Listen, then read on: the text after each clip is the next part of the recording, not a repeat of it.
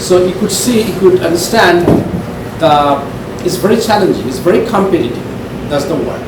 So to get into those schools, our kids is to really work hard. A special ed student, it's just when you take this kind of challenging exam, they will give you time and a half. So if anybody they feel like a little bit anxiety, those parents could talk to the guidance counselor, fill out the form, just make a sign from the doctor and give it to them. They will have a team and they will approve it. My son did it and he took advantage of this.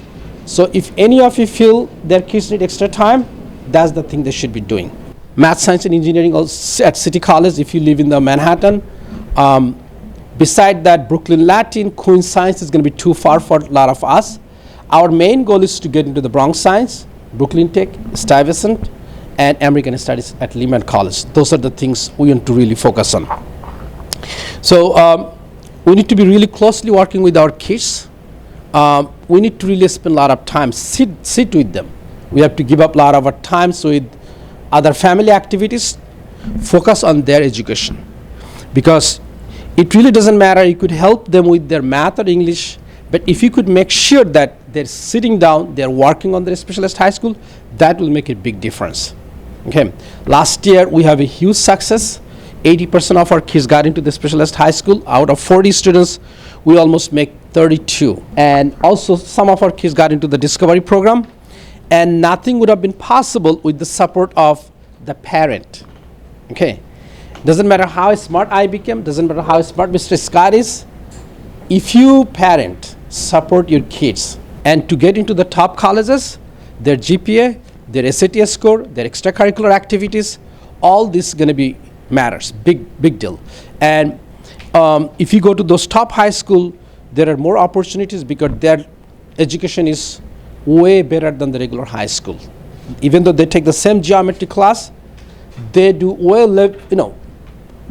more in-depth analysis in geometry, algebra 1, algebra 2 than regular high school. Okay. So if you look at this packet, so we talked about 8th grade SSC exam. They're going to take it in end of October.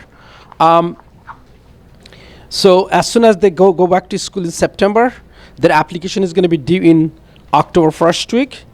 After that, their exam, they're going to by email. Basically, you're going to go to my schools, nyc.gov. Then you sign up, right, for the exam. If some of you goes to the private high school, that's a different process. But if you are in the New York City public school system, it's very simple. Okay, I'll help with your admission process. Ms. Fabiha and other people who are going to work with you to get the registration done. So don't stress about that. It's nothing. It's like a 2-minute job. Okay. And with the English, they're going to take the math in end of May, and after that they're pretty much free. So from now on, we need to really focus more on the specialist high school books that you need to purchase separately and practice this SST exam from there. Also, I'm going to show you the link that you could download all the handbooks. It's free, and each handbook there's 2 tests. If they could practice those 2 tests really well for the last 5 years, it's separate. If some of you are good at any kind of art or music or any performance, you have to register it separately. But most of our kids, 1 or 2 kids ever, like for the last 10 years, I saw 1 or 2 kids tried that route. Okay, but just for the sake of saying it. Okay, and the exam is 3 hours. What are the structure of the exam? There's a 57 math questions, 57 English questions. It's not like your state exam. They're not going to give you unlimited time. Like they took the English book 1 last Friday, they're going to took the book 2 in the Monday. And they could use 3 hours each day. But this whole exam in a specialist high school, 3 hours of both math and English in one sitting. So you see the difference? So this is a real big deal. And here, we're going to prepare them how to take the exact 3-hour exam. We're going to give both math and English. Each question needs to be done within 1.5 minutes. So let's say 60 question, 90 minutes in math. 60 question, 90 minutes in English. So they need to be really fast and accurate. If they are smart enough, so they could eliminate 2 of the question right away, and from the remaining 2, if they do the guess, they have still 50-50 chance to make it right. If you mistake, they're going to lose the point? Yes. Well, not losing the point, that I'm going to discuss how to score the conversion chart. Fabia, can you please distribute the conversion chart? Already have it? Yeah. Good, okay. But we don't know who is 5 or 7 they're going to take out. So it's not, there's no point of mentioning it. You should try it, all 57. They could take out 2 or 3 in the most easiest question, or 2 or 3 of the most challenging question, and they're going to grade from the remaining 50. Okay, but we don't know, so we cannot really think about this. You have to finish 57 questions in 90 minutes. That's our goal. If you look at the exam scoring and cutoff score, if you look at the cutoff score, every school is a bit different. If you look at this exam scoring and cutoff score, for the last year, as you see, the raw score is 57 in math, 57 in English, and they will be graded separately. So somebody, let's say, get out of 57, you get 50. You're going to get 360 points. And for example, from the English, let's say out of 57, you get 40. And based on the 40, you're going to get a separate score. So for the 40, you get approximately 250 points. And they're going to add them together.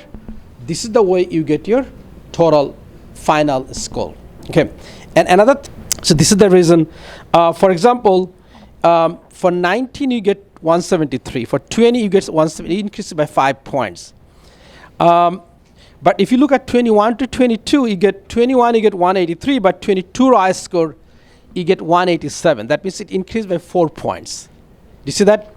So pretty much it increases by 3 or 4 points, okay, for each correct response you have. So there is no fixed. If you get 49, you get 290 points, but if you get point for each questions, okay. আপনারা কি সবাই বুঝছেন এই যে বলতে যাচ্ছি? So it's not like regular school that every single question you make right, you get a fixed amount of point, okay. So let's get back to that point that Stuyvesant has a cutoff score for 556 last year to 572, okay. Math, Science and Engineering at City College, HSMSC, is 526 to 523. Bronx High School of Science is 518 to 526. American Studies at Lehman is 504 to 510. But আপনারা একটা জিনিস দেখছেন যে look, American Studies at Lehman and Bronx Science, their cutoff score is pretty close to each other, 510 and 518. We need to put the next level is Brookneal Technical High School, or we call it Brooklyn Tech, which is 500 to 543. Okay. So and they take a lot more students. So if you want to put the American Studies number 1, don't put Bronx Science. If you're so sure about that is going to get up the enough point to get into the American Studies, fine. Then don't put the Bronx Science, put the Brooklyn Tech. When I give exam, I write it down. So what I'm going to do for the last July, August, September, October, those 4 months, I'm going to give at least 20 model tests, and I'm going to write it down like last year. I have all the scores still written here. You see that? All the scores here. So I'm going to look at this average. And me and Mr. Scott is going to sit down. He's going to take out his English score. I'm going to take out my math score. And I'm going to see what could be the average raw score. Then based on that number, we're going to give you the recommendation. Okay, this could be the best choice for your kid. Okay. Because what happened, if your kid doesn't have that score, and if you put, let's say, Stuyvesant, so not only you losing that first spot, you're going to lose the second spot.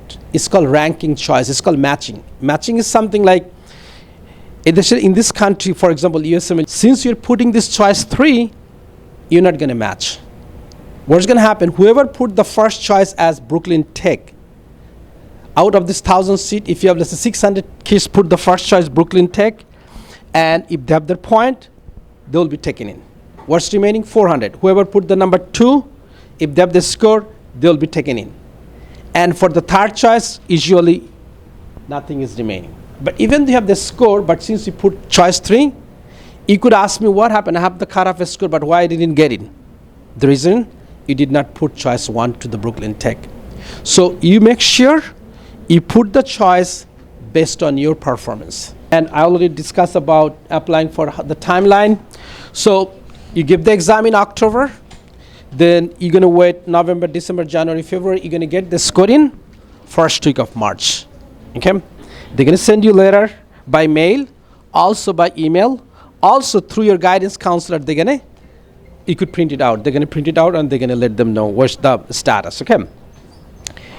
Beside the specialized high school, I would also recommend to make sure be prepared to apply for the Bard High School, Beacon High School. There is also some private high school you should also apply. Siblings works until 7th grade, 8th grade. But for the specialized high school, it doesn't work. It strictly based on your scores and your performance. Okay, thank you. So far the kids who started a little bit early, we already done with our Algebra 1. We reviewed statistics, geometry. We gave a test, couple of tests, and May, June, during the summer, we're going to do 4 times a week. We're going to keep reviewing the materials that they're having difficulties, and we're going to keep working with the practice exam. As much as I love English and I love reading, I'm happy to teach it. I love teaching English. Most of the public schools here in New York City, not all of them, and some of our students go to charter schools, and there's a better English program there. But a lot of our students come in behind in English. And when I say behind, I mean of the rest of the country. And that's why you have the state tests, which are very easy, in my opinion, compared with the SHSAT test, which is more comparative to the rest of the country. Okay, so the English is much harder than they're used to.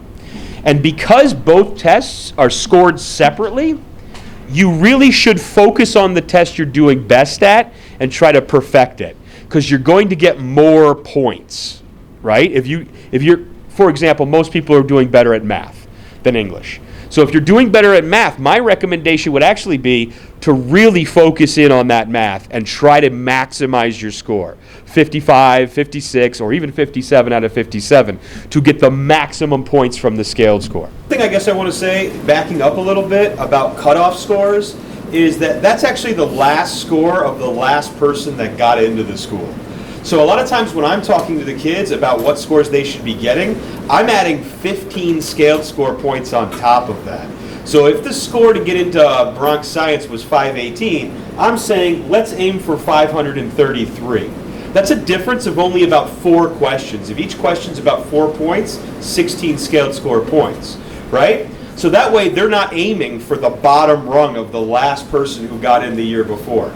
They're trying to aim and make sure that they're going to get into that school, because otherwise they run into the problems that Mr. Mamoun was talking about, right? They put down a school and their score isn't 100%, and then they don't get in, and then it snowballs, and then they don't get in anywhere, right? So I want us to aim, especially if you have a specific school in mind. I want my son to go to Bronx Science. Well, that score last year was 518. The score before that, the year before, was 526. So they could change a little bit too, right? So if you were aiming for 518 and it jumps back up to 526, you would not get in, right? But let's say you go by adding the extra 15 scaled score points and you're getting a 533 to 540, and the score jumps up from 518 to 526, you still get in. The public schools here in New York City, they don't teach grammar. Some do. There are some charter schools and public schools that teach grammar. So we'll handle that. It does take time to sink in. We have to keep them working on it, because it's the kind of thing, if they don't use it, they will immediately forget it. And it's really tough for me in the classroom sometimes, because we'll stop working on grammar to work on reading. And many students come in behind in reading as well. And they come in, and when we stop working on grammar, they forget it, right? Almost like we never did it. And then we come back to it and we review again, and we keep coming back to it again and again. So don't worry so much about the grammar. Let us handle that. We'll get that done here. But what I do need your help with at home is the reading, right? I'd rather you fill them all in instead of leaving them blank. But if you don't finish the test, you're going to miss a lot more points. Make sure that they are doing their reading logs. They're doing their reading every single night. And they're always doing their homework, I would add, as well. We have a bunch of people who are a little wishy-washy on getting their homework done. How is reading for the online for the reading for all the papers? We do reading here in the classroom. So we do the home, We give homework, yeah, and then I also, like I said, we have homework normally. We give grammar homework usually on the Saturday night when it's shorter, they have less time, and then a longer reading homework. We do fiction, poetry, and nonfiction. So it's usually a longer reading over the week. Add a book in front of them, a tablet even. Ideally, they should have a dictionary next to them so that they can look up vocabulary that they don't know. That's what I would do for sure. And I would be careful. The kids are very intelligent, okay, when they want to be. Recommendations, but I would say it depends on where their level is. If they're struggling still, then we want to make sure that they have something that's going to be fun too, right? Not just challenging, because we want them to keep reading. We want them to be interested in the story. A couple of kids who came from Bangladesh 2 years, still they worked hard and they made it to the Brooklyn Tech. So what I'm trying to say, if you work hard, doesn't matter you recently immigrated to this country, you could still make it, right? They went to Brooklyn Tech, Bronx Science, they're doing really great. I would like to, Fabia is graduating from Stuyvesant, it's here, I'm going to put on the spot. But I didn't invite my other students that got into Specialized High School this year. But yes, Fabia, if you'd like to share some of the techniques or things that you used before you got into STY, okay? I understand much better because they're going to have to sit down for 3 years. Like USMLE exam, they take for 8 hours. Hope some of you might know, if you want to go to medical school, after you complete your medical degree 4 years, they take the test for 8 hours. You want to take the attorney law school exam, bar exam, 8 hours. You need to take the pharmacy exam. Do you see all the prescription you get from somebody? It's not just going and taking exam. It's a long hour, 6, 7, 8 hours exam. SAT exam, 3 hours. So even though you guys are now 7th grade level, you guys are not mentally ready to take this kind of, but that's the reality. So you should sit down and start reading for 2 to 3 hours. Minimum 2, 3 hours maximum. In one sitting, make yourself used to. You know what? I could sit down and work for 3 hours in a row without any interruption. The reason I assigned Delta Math, because sometimes I don't have enough example in the worksheet, or if they do, they already know. So, but if they practice into the Delta Math, even they do mistake, they could see what kind of mistake they did. They have a video there. They also give the explanation if they do wrong. So it's a good way to keep practicing all different topics, because at this level, it's not like in school I'm going to learn only 1 or 2 topics and give exam on this. I review each the 20 different topics, starting from dividing, multiplying fractions, solving inequality, solving multi-step equation, advanced geometry, so probability, the number concept. You see, they need to really recycle all these different concepts every day. To study for the SHSAT, like Mr. Scott said, I'm a person that likes reading anyways, but I read high school level books, and a lot of my favorite books are actually, I just got them from the library, so I suggest you guys all get a library card. They're free, and like just being in the library is a nice environment. So I did a lot of reading because I already know that I'm good at math. So I just read a lot. I would read actually, I know Mr. Scott said an hour and a half, but since I liked reading, I read like 2 hours a day, just because I like the books I got, I liked them too. So I know like my favorite book ever, and you guys, it should be on your level, I think, The Giver. The Giver is a really good book, and the whole series is really good, and it's entertaining, and it's challenging to read because it seems boring. But I would recommend just reading a lot. And for math, just doing a lot of practice problems. Like with your homework, do extra practice, right? Buy these books, do the practice, understand the topic. If you don't understand the topic, obviously come to us, right? We can help you guys, but also YouTube is available. You can always like search it up on YouTube to try to understand the problem and then do more practice. But yeah, so that's what I did.